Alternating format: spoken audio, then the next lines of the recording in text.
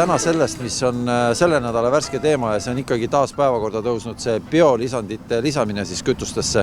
Siin Alexela konkurendid on teatanud, et tulevad tagasi selle tavakütuse juurde. Teie olete kogu aeg müünud nii-öelda inimesele selles mõttes kindlat kütust, et lükkate vooliku sisse ja ei tee see mootorile halba midagi, et ei ole seal sees mingid lisandeid. No igal juhul me kiidame konkurentide samme selles mõttes, et kui leitakse uusi võimalusi biokohustust täita, tuleb juurde märkida seda, et paraku need alternatiivid on täna ikkagi väga piiratud. Ei ole meil piisavalt biometaani, seda tootmist on vaja suurendada. Ei ole meil täna piisavalt elektriautosid, et elektriautode poolt tarbitud elektriga saab samamoodi biokohustust täita. Et see on täna ikkagi suhteliselt õhukene, et meil on vaja neid alternatiive rohkem turule tuua, et nendega siis üha rohkem ka anda saada seda võimalust, et seda biokohustust täita. Ja siia kohe küsimus otsa, et teie olete müünud kogu aeg seda tavakütust, millega teie olete oma biokohustuse täitnud? Me oleme täna biokohustuse täitnud 100% ainult biometaaniga, ehk et sisuliselt lehmakoogi gaas, võtame sõnnikust metaani välja, surume kokku, kasutame transpordikütusena. Aga teeme selle tegelikult ikkagi selgeks, miks üldse pandi etanooli kütuse sisse? See oli sellepärast, et riik nõudis, et te peate seda tegema. See tulenes tegelikult Eesti liitumisest Euroopa Liiduga ja soov Euroopa Liidus on olnud roheline mõtteviis ja rohkem taastuvatesse kütustesse panustamine, et vähem CO2 atmosfääri paisata ehk et keskkonda säästa. See on see mõte olnud. Tõsi on see, et tol hetkel 2000. keskpaigas, kui biokütustest rohkem hakati rääkima, siis ei mõeldud selle peale, et mida see võib kaasa tuua. Et me räägime esimese generatsiooni biokütustest, mis konkureerivad inimese toidulauaga, tõstavad toiduainete hindu, teraviljast, sukrupeedist, millest kõigest saab biokütuseid toota. Ja täna me räägime rohkem teise generatsiooni biokütustest, mis ei konkureeri inimese toidulauaga ja need on jäätmetest ja jääkidest toodetud biokütused.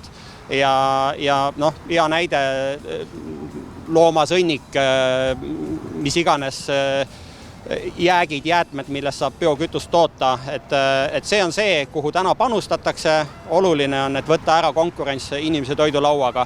Ja seetõttu, kui me vaatame, et kuhu poole täna maailm liigub, rohkem tuleb elektriautosid turule, rohkem panustatakse puhtamatesse kütustesse, gaasilistesse kütustesse. See kõik on transpordi osa, transpordikütused ja eesmärk on, et 10% transpordi kütustest oleks biokütused. Miks sinna panustatakse? Põhjus on väga lihtne.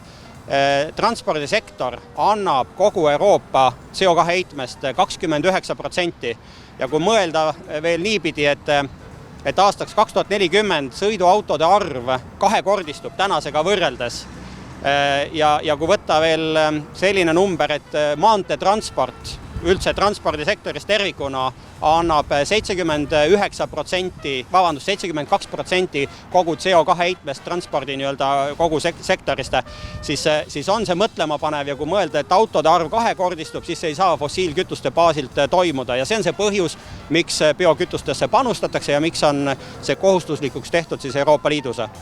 No Alexela, me ju suvel käisime siin, teil ei ole kuskilt otsast seda etanooli sees. Inimene võib osta ka 95 rahuliku südamega, see on see vana hea kütus, ei ole seal sees, võib olla siis, ma ei tea, mootorile mitte sobivaid aineid.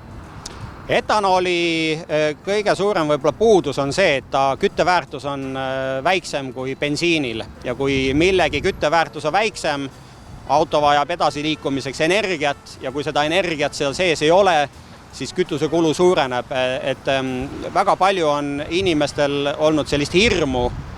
Ka sellest on räägitud, et järsku etanool teeb mootorile kuidagi halba, mootor läheb katki. See ei pea paika uute autodega, see on ainuke probleem vanade 90-ndatest pärit autodega, mis ei talu etanooli ja põhjus on väga lihtne. Etanool on selline mis sööb kummidetaile ja küttesüsteemis, kus iganes on kummidetailid, pumbas, kütusepumbas, siis ta sööb seda kummidetaili, aga uued autod on täna vastupidavad ja taluvad seda etanooli, et uute autodega seda probleemi ei ole. Aga ma arvan, et see probleem, miks inimesed kardavad, see tuleneb peamiselt sellest, et omal ajal, kui biokohustus peale pandi, siis riik jättis selle teavitustöö kütuseettevõtete õlgadele. Me juhtisime sellele tähelepanu, kütuseettevõtted tegid teavitust täpselt nii vähe kui vaja, eks ole, et ma arvan, et see on riigipoolne tegemata töö ikkagi, see on see põhjus. No siin sel nädalal on konkurendid väitnud, et Alexelal oli eelis nende ees. Te saite müüa seda nii-öelda päris tavalist kütust, inimene ei pea mõtlema, mis seal sees on. Ta ei pea mõtlema, kas tal on kummiosad, kas tal on plasmasosad ja nii edasi ja nii edasi. Kas see tähendab selles mõttes tagasilööki, et nagu näha, siis teised kütusemüüjad tulevad ka nii-öelda tavakütuse juurde tagasi, et seda rohelist mõtlemist nagu mingit moodi ikkagi nagu siis ei ole nii palju enam? No päris võimalik täna ei ole, sest need muud alternatiivid, on ta siis elekter, on ta biometaan, millega siis biokohustust täita saab. Seda ei ole piisavalt, et saaks sellega täna asendada kogu biokohustuse. Seega päris nii-öelda biokütustest me ikkagi lahti ei saa. Et mis on Alexela eelis on olnud see, et kui 2014 riik üleskutse tegi kütuseettevõtetele hakata panustama CNG tanklatesse, siis meie sellest üleskutsest nii-öelda kinni võtsime.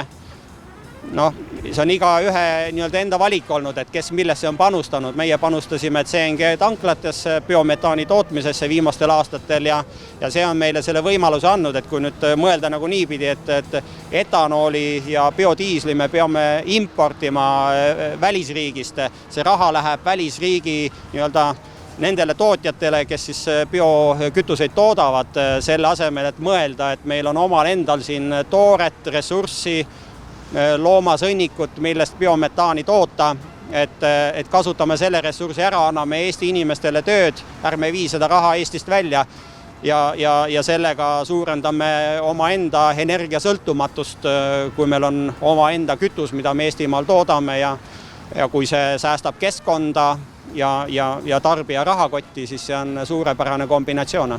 No te olete lihtsalt olnud siis sammu ees nii-öelda teistest ja ma tean, et kogu see teie roheline mõtteviis on ka täna, ütleme siis konkurentidest sammu võrra ees. Me oleme tõepoolest roheliselt mõtlemas ja oma rohesamme oleme astunud juba tegelikult pikka aega. Et see on õige tegevus ja kui mõelda täna Euroopa Komisjon ja Euroopa Liit ka on oma rohepööret tegemas, rohesamme astumas. Euroopa Liidus on eesmärk saavutada kliimaneutraalsus aastaks 2050.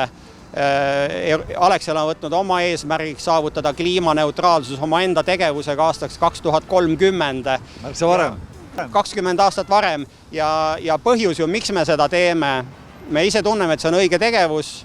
Kui me rohkem põletame fossiilseid kütuseid, paiskame kasvuhoonegaase, mis nii-öelda kütavad planeeti maa üha kuumemaks.